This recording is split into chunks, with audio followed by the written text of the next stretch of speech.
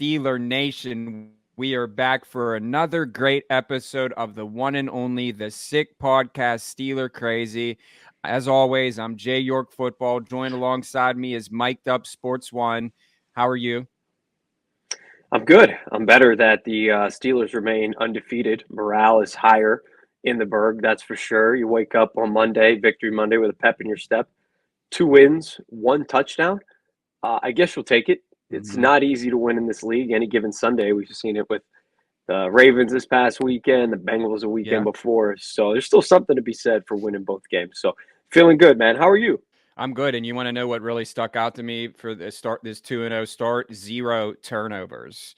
And that is the biggest thing, I think, because that's how you win games. I think we do have a championship defense and just need to get the ball in the end zone more, which we were able to do that. We have a really great guest coming up to preview the Steelers-Chargers matchup. But before we get to that, let's talk about the great people over at Manta Sleep. I use this mask. You just got back from Italy. I know you use it. The only mask designed and optimized for the deepest possible sleep in any environment.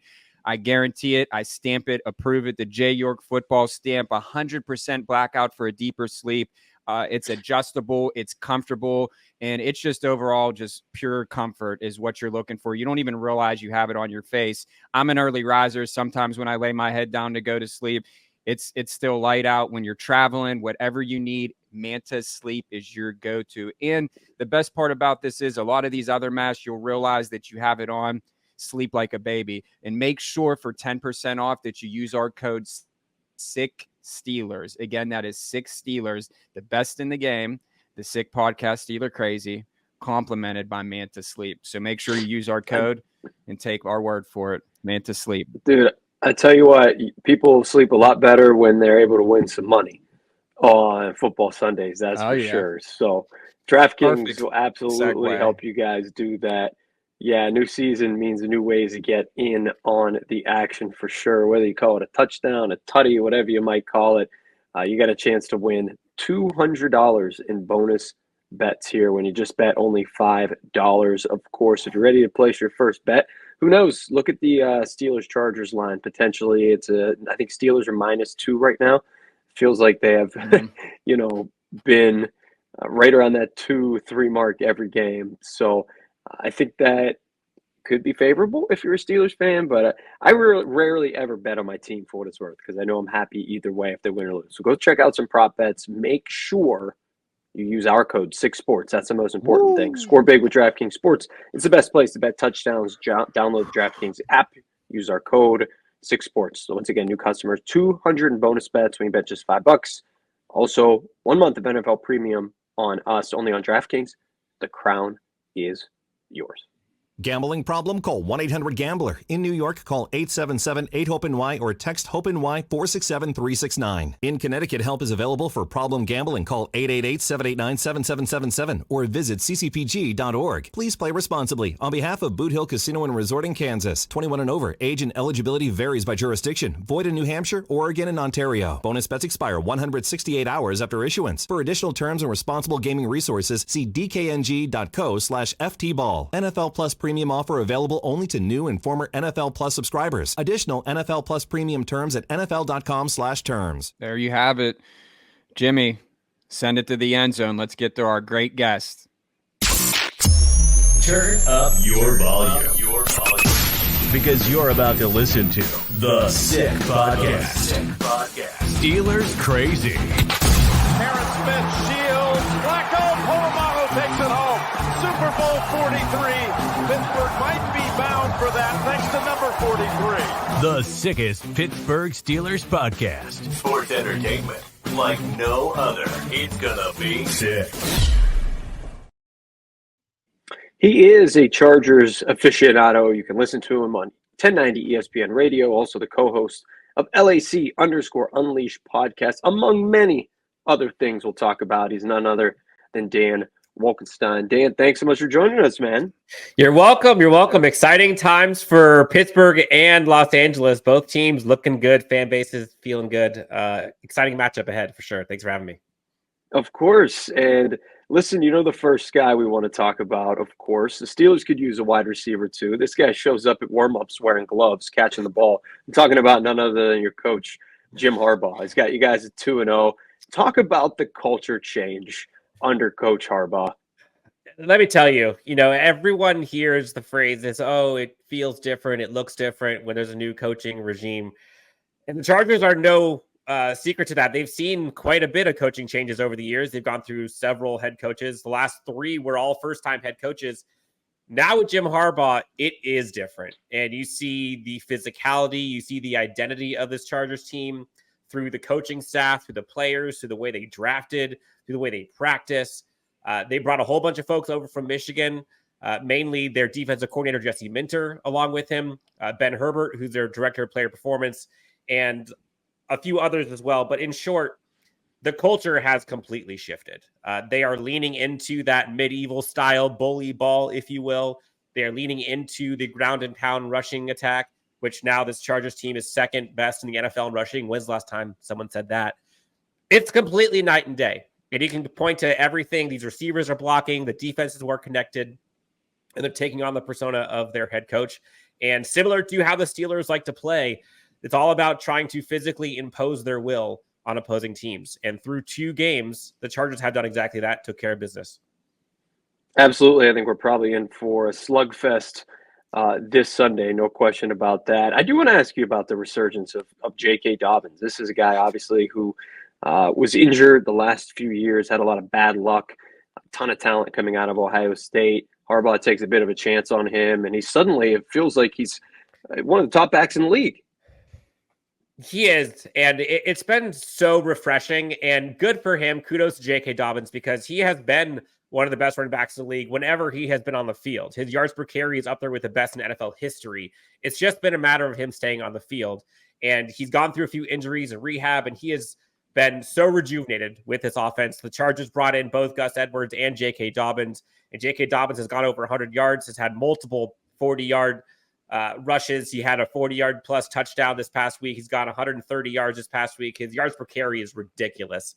And he's helped this Chargers team kind of revamp its rushing attack. Now, of course, it's not just the running backs. The offensive line has been absolutely filthy for this Chargers team, evident with Jim Harbaugh and company. But J.K. Dobbins is such a feel-good story. And right now, I feel like he's in the pole position for comeback player of the year. Yeah, fair enough. Aaron Rodgers might have something to say about that, but we'll see. I'll be rooting for Dobbins, to be honest with you, between the 2 of those. We're hanging out with Dan Wolkenstein, co-host LAC_Unleashed podcast. I want to ask you, we've heard rumblings and saw a little bit of, of the play, I guess I should say. Justin Herbert a little bit hobbled. Is he okay? Is he going to play? Yeah, he's fine. He got rolled up on a bit in this previous game versus Carolina. X-rays were negative, according to Jim Harbaugh yesterday. Justin Herbert is one of the toughest players in the NFL. He's played through injuries throughout his career, unfortunately. I think he's fine. Again, I don't know, but from everything we've heard, he's fine. The Chargers team stayed out on the East Coast this week. And just that is one of the things that is interesting about this Chargers team is the passing offense has yet to really find consistency and rhythm. Some of that is with Justin Herbert being out for a few weeks, with the rehab of the plantar fascia injury. Some of it is so much of the new identity being instilled by this Chargers coaching staff. And if you were to ask any Chargers fan over the past 5 years, if you could have a Chargers offense that is second best in rushing and the passing game is taken a bit, you would have taken that with a 2-0 record every day. With Justin Herbert at the helm, you feel pretty good. Yeah. So you kind of alluded to it just there. That was my next question. Perfect segue. So you guys stay on the East Coast last week and a half. Do you think that's going to affect, play to your advantage or kind of where you see that? You can look at it either way. The homer in me will say that it's going to play to their advantage because they get to, be with each other night and day. They talked about bringing board games and bringing everything with them on the road and, being able to kind of have some quality bonding time.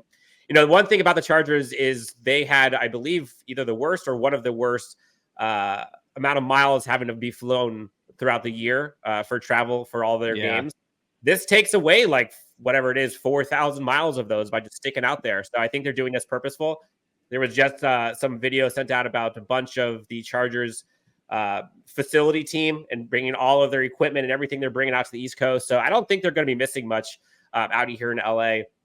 But I do think it's good. You hear a lot about teams bonding and having this as an opportunity to kind of get closer and closer together. And again, going back to Jim Harbaugh, like this is a true test, and they're not taking any games lightly. And the mindset that this Chargers team has going into this game is, let's see what we're made of, us being the Chargers. You know, so much of this is about other teams in the past have kind of physically imposed their will against the Chargers.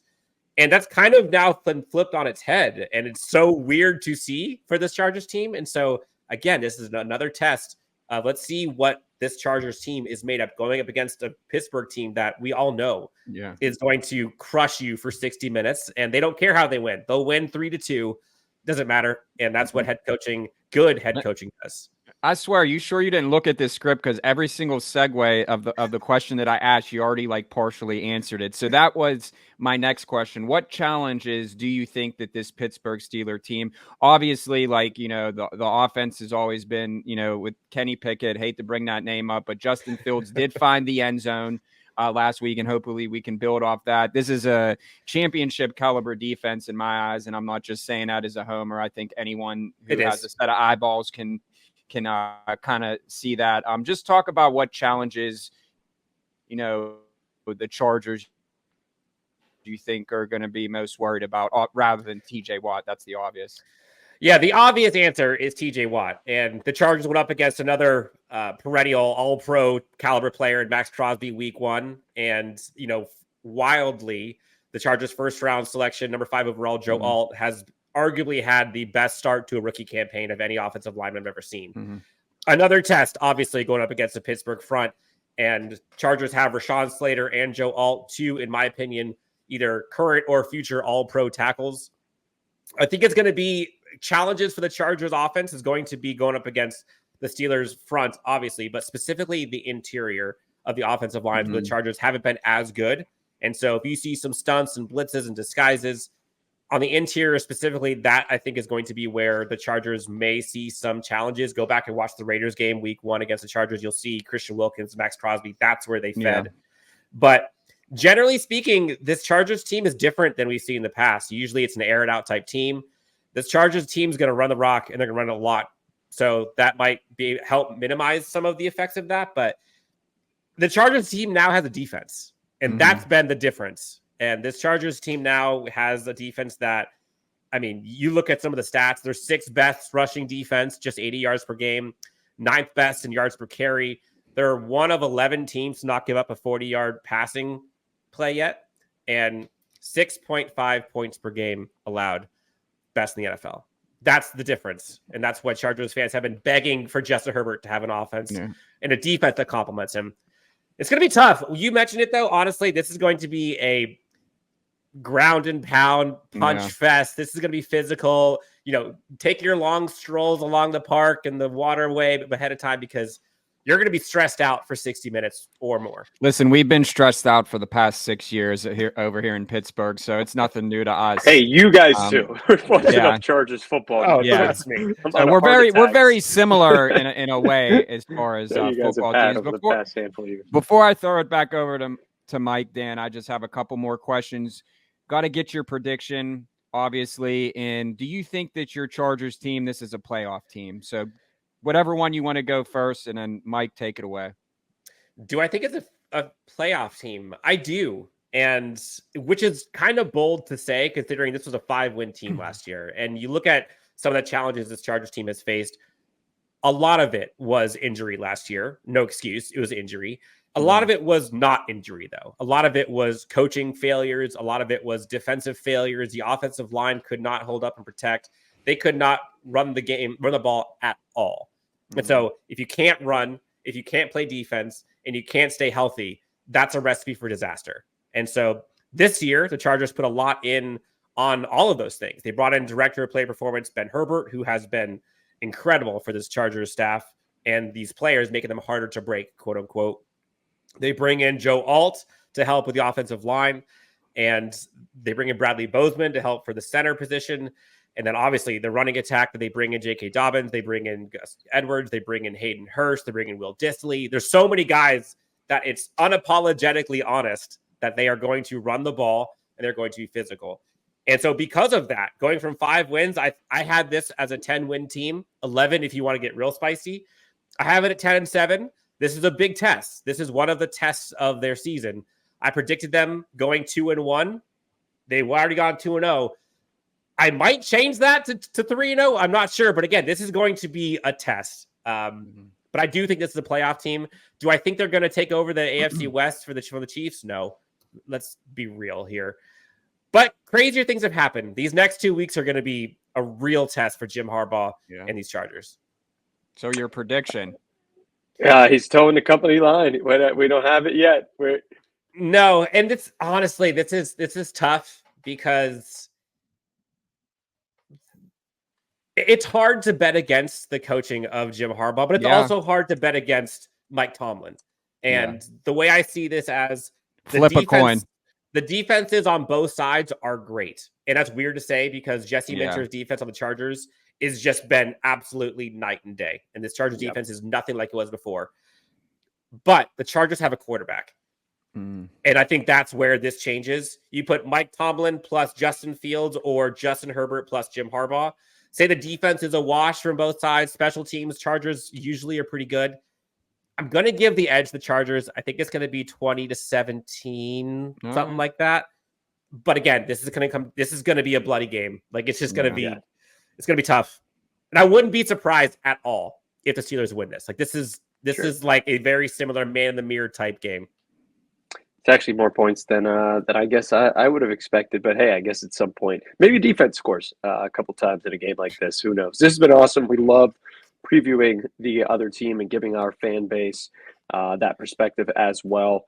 Dan, tell everybody where they could find you, please.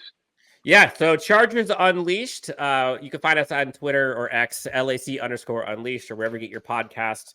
We have a bunch of player interviews. We've had a bunch of folks on there as well, from beat writers to national radio folks. We have a lot of fun, and this is a new era of Chargers football. You can find me at Dan W Sports on X if you want to follow during the game or pregame, so you guys can kind of see what's going on in Chargers world. But yeah, Chargers podcast. It's a new life for Chargers fans, and Jim Harbaugh brings new era, so we're pumped to be able to talk about it. I have a question real quick. All great stuff and appreciate your time. So you guys were the San Diego Chargers. Like, how does that work? Because I can imagine the city they would be out with pitchforks if they were to move to like New Bethlehem Steelers or something like that. What was that shift like? Because that always interests me. Like, because I can't imagine that ever happening in Pittsburgh. They were going to sell the Penguins one time and it didn't happen, but the Steelers. A lot of like the city would go up in flames. I just always found that so interesting. Yeah, it was a tough time for Chargers fans. And, if you look at kind of the dynamic here in Southern California, they were the San Diego Chargers forever. And there was a lot of rivalry between San Diego and I have LA. a bedspread from 1992 with them on it. San Diego Chargers. I don't even want to talk about the 94 Chargers that lost Super Bowl. We're not going to talk about that. But the San Diego Chargers and San Diego versus LA thing is real. And so it is kind of weird when you have LA Chargers / San Diego Padres fans, i.e. myself. Yeah. And at the end of the day, though, I think this is one of those where it's painful for any fan base that goes through something like this. But over time, winning cures a lot. And so you're seeing more and more fans as years go on come from San Diego to LA. Again, it's like 90 minutes difference. It's not that crazy. Yeah. And if we're being real and be honest, the Chargers did try to build a stadium in San Diego multiple times. There's a lot of politics and stuff and people pointing fingers, but there was not a lack of effort. And so at the end of the day, the Chargers get a brand new SoFi stadium that's arguably the best in the NFL. They now have this incredible training facility that just opened up, the Bolt in El Segundo, and they're bankrolling some money. So they're doing okay. And Chargers fans now with Jim Harbaugh, he's kind of brought a lot of that San Diego back to LA. He's had some of the practices at Camp Pendleton in San Diego. They've had some practices down in San Diego to kind of bring those fans back because Jim Harbaugh played in San Diego for the Chargers. So there's a lot of this kind of bringing things back. Nick Hardwick was a San Diego Chargers center, now on the coaching staff. Jaleel Adai was a part of the Chargers team, now on this Chargers coaching staff as an assistant. a lot of ties that they're bringing through. And it's been a long time. I mean, it's already been 7-8 years, which is wild. But it really is kind of the Southern California Chargers. At least that's what it kind of feels like. And there's still the LA versus San Diego rivalry. So it's one of those things where you just split it up. Like if we're talking, it's just such a big market too. That's the thing. Like Pittsburgh is such a small, Philadelphia's on the other side of the state. It's crazy. Like Chicago, New York, like playing sport. They will always be the San Diego Chargers to me. Yeah. And you still hear folks on radio broadcasts mess that up. And so all the time. You're not the only one. Yep. It's like Redskins. It's like, things of that nature as well. So hey man, we really appreciate it. Yep. Of course. Thank you guys for having me. Good luck to Sunday. Anytime. Thank you. Yeah, enjoyed it, man. I mean, it's always good to get another perspective. Of course, it's the Penguins were almost the Kansas City Penguins. If they don't have a lottery ball fall their way and get Sidney Crosby, they could have been the Kansas City Penguins. And I kind of wonder the same. Like, would people still root for them? I know people in St. Louis who were big Rams fans who do not root for the LA Rams. They are pissed, and they feel like that distance was enough to create that separation, opposed to like a San Diego to LA move where you could just drive down to the game, as Dan mentioned.